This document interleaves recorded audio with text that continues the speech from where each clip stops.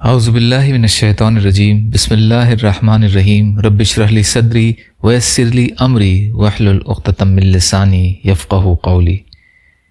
رمضان المبارک، فضائل اور مسائل، الاحیاء۔ روزہ توڑنے والی چیزیں۔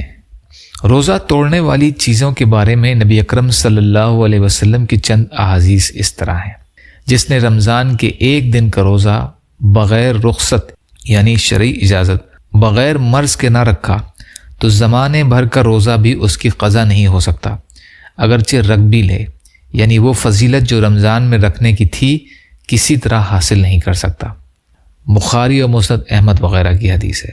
رسول اللہ صلی اللہ علیہ وسلم فرماتے ہیں، میں سو رہا تھا، دو شخص حاضر ہوئے اور میرے بازو پکڑ کر ایک پہاڑ کے پاس لے گئے اور مجھ سے کہا چڑھیے۔ میں نے کہا مجھ میں اس کی طاقت نہیں۔ انہوں نے کہا ہم سہل کر دیں گے۔ میں چڑھ گیا۔ جب بیچ پہاڑ پر پہنچا تو سخت آوازیں سنائی دیں۔ میں نے کہا یہ کیسی آوازیں ہیں؟ انہوں نے کہا یہ جہنمیوں کی آوازیں ہیں۔ پھر مجھے آگے لے گئے۔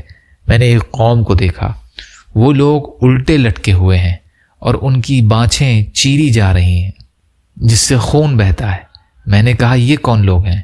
کہا یہ وہ لوگ ہیں یہ وقت سے پہلے روزہ افطار کر لیتے ہیں۔ ابن خزیمہ اور ابن حبان کی روایت ہے یہ۔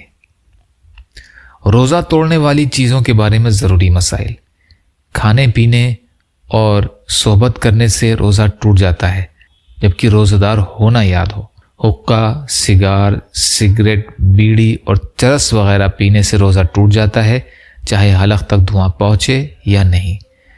پان یا خالی تمباکو کھانے سے بھی روزہ ٹوٹ جاتا ہے، چاہے پیک تھوکتی ہو۔ چینی وغیرہ ایسی چیزیں جو منہ میں رکھنے سے گھل جاتی ہیں، منہ میں رکھی اور تھوک نگل لیا تو روزہ ٹوٹ گیا۔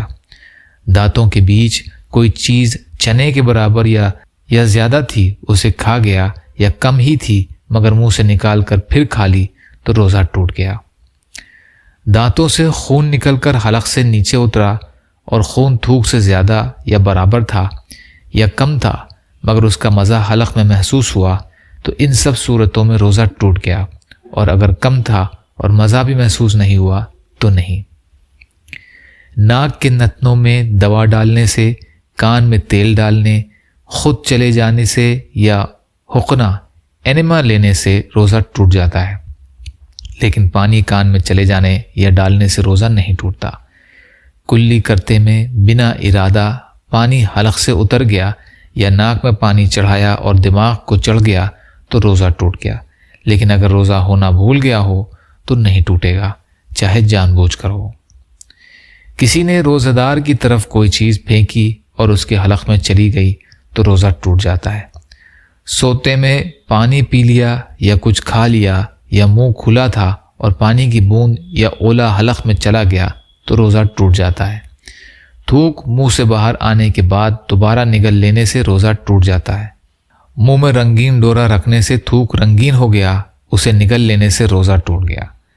آنسو منہ میں چلا گیا اور نگل لیا، اگر ایک دو بوند ہے تو روزہ نہیں ٹوٹا، لیکن اگر اتنا زیادہ ہو کہ اس کی نمکینی پورے منہ میں محسوس ہوئی تو روزہ ٹوٹ جاتا ہے۔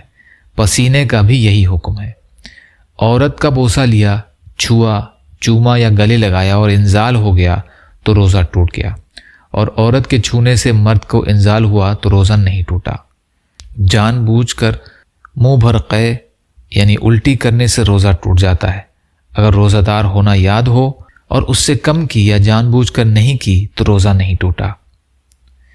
قے کا مطلب ہے الٹی میں کھانا، صفرہ، پت یا خون آئے، اور اگر بلغم آیا تو روزہ نہیں ٹوٹا۔ روزے کی قضا۔ اب ہم کچھ ان صورتوں کا ذکر کر رہے ہیں جن میں روزہ ٹوٹ جانے پر صرف قضا لازم ہوتی ہے۔ قضا لازم ہونے کا مطلب یہ ہے کہ اس روزے کے بدلے میں صرف ایک روزہ رکھنا پڑے گا۔